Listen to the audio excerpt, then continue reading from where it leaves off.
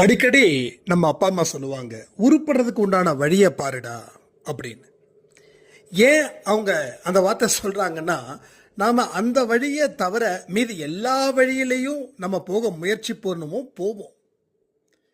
கடைசியில தான் நமக்கு தெரியும் வாழ்க்கையில எதையுமே செய்ய முடியல அப்படின்னு.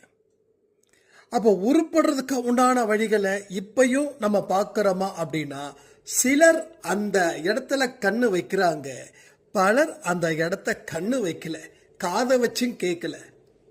வாழ்க்கையில இப்போ நான் சந்தோஷமா தானே இருக்கேன் அப்படின்னு ஒரு கேள்வி வேற.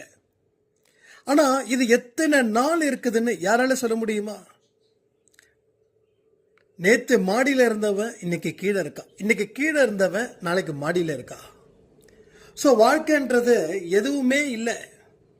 ஆனால் புரிஞ்சுக்கிட்டா நம்ம வாழ்க்கை நம்ம கண்ட்ரோல் கீழே கொண்டு வர முடியும். அதற்கு சாயப்பா உதவி செய்வார்ன்றத நீங்கள் மறக்காம உருப்படுறதுக்கு உண்டான வழிகளை மட்டும் நாம் எல்லோரும் பார்க்கலாம்.